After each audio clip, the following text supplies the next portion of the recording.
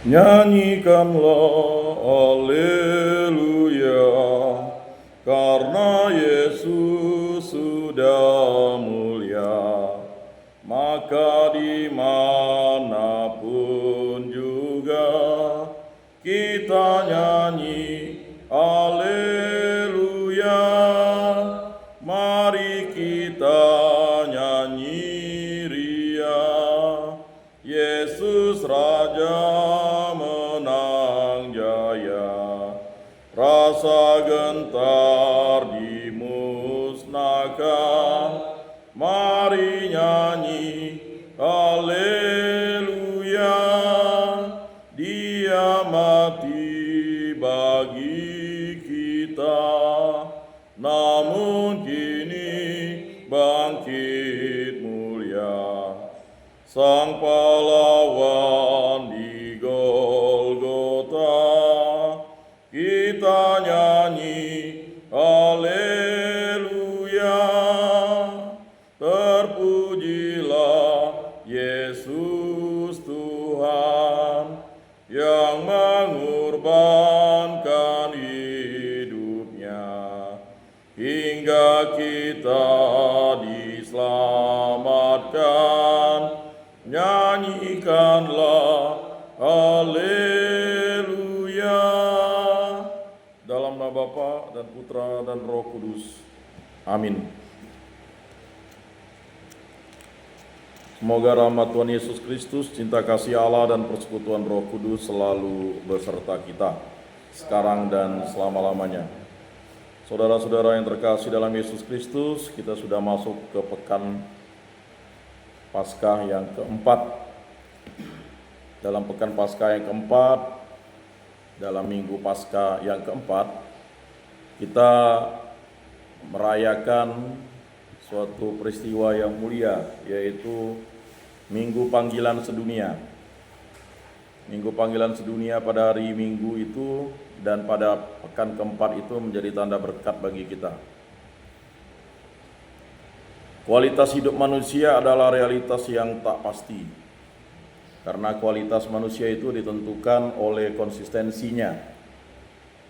Makanya pohon yang baik menghasilkan buah yang baik, pohon yang buruk menghasilkan buah yang buruk. Tanamlah bibit pohon yang baik, bukan tanam bibit pohon yang buruk, karena pohon yang buruk tidak akan menghasilkan buah yang baik. Pohon yang baik tidak akan menghasilkan buah yang buruk. Pohon yang baik pasti menghasilkan buah yang baik.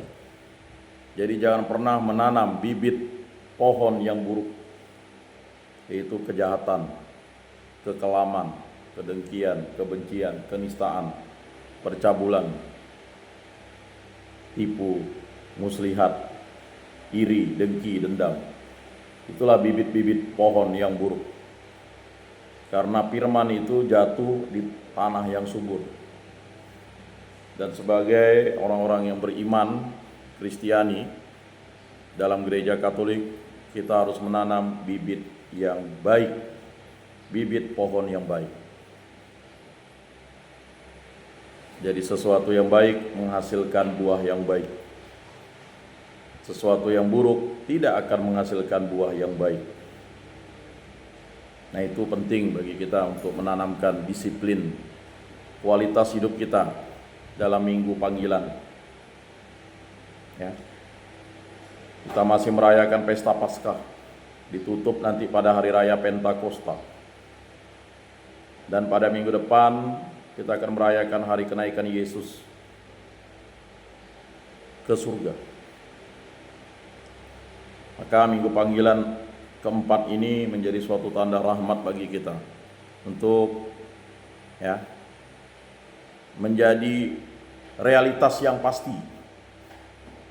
Karena menjadi pengikut Kristus itu pasti. Ya. Terkadang kita mengalami pengalaman yang menyenangkan, penuh dengan canda tawa, apalagi di tempat ini. Sudah kita mengalami masa kekelaman, janganlah di tempat ini kita menjadi kelam lagi, menjadi jahat atau lebih jahat, menjadi nakal atau lebih nakal. menjadi kriminal atau lebih kriminal. Kita sadar bahwa kekelaman hidup kita yang kita lakukan, ya, kita membawa korban-korban yang hanya bisa Tuhan Allah yang bisa menyembuhkan. Dan luka yang kita buat itu akan membekas kepada orang-orang yang menjadi korban kita. Dan penting bagi kita memohon rahmat kesembuhan bagi korban-korban kita, bagi kenakalan kita, bagi orang tua kita yang menderita, bagi saudara-saudari kita, bagi orang tua korban, bagi kerabat korban, kita doakan. Dan orang tua kita juga tidak langsung menjadi korban. Abang kakak kita, sepupu kita, bahkan kampung kita, itu menjadi korban kita. Dan itu menjadi suatu hal yang menjadi bibit yang buruk.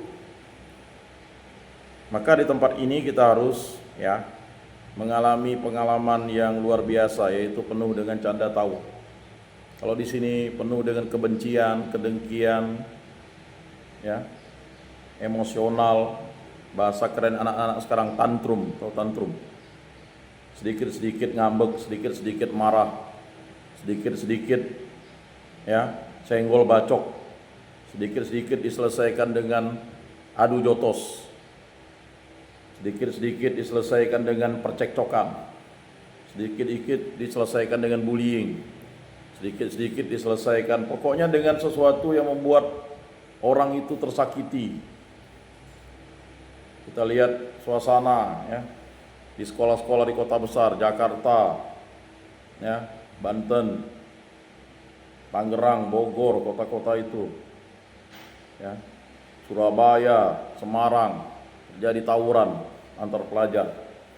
Senjatanya bukan alang-alang lagi, lebih-lebih senjata orang pada masa zaman Majapahit panjangnya. Tujuannya apa sih sebenarnya? Itulah kekelaman-kekelaman. Dan ini menjadi refleksi terdalam bagi kita untuk berada di tempat ini. Rumah retret ini membina kita, bukan membinasakan kita. Jadi membina dan membinasakan itu hanya dipisahkan oleh kata es dan kan itu. Sah dan kan. Membina dan membinasakan. Sahkan. Jadi saudara-saudara yang terkasih, canda tawa. Terkadang kita mengalami pengalaman kurang menyenangkan, penuh dengan air mata. Ketika kita mungkin ditangkap oleh aparat keamanan, orang tua kita menangis, kerabat kita menangis, orang tua korban menangis, semua menangis. Mengapa bisa seperti itu? Semua ingin menutupi, tetapi tidak bisa ditutupi. Terkadang orang ini ingin menutupi, tetapi kalau ditutup itu bahaya. Jerawat itu kalau sudah penuh nanah, ditutup pakai plester, justru akan membusuk.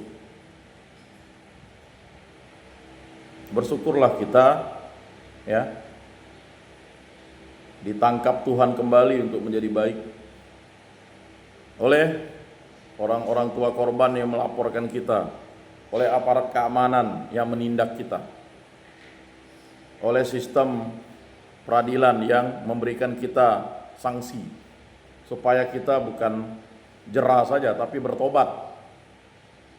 Karena hukuman negara ini kan sebenarnya hukuman untuk menobatkan orang, bukan malah membuat orang menjadi lebih jahat. Tapi terkadang di dalam sistemnya mungkin kita ketemu dengan orang yang salah. Kita sudah salah, sudah jahat, ketemu dengan orang jahat. Itulah namanya bibit yang buruk.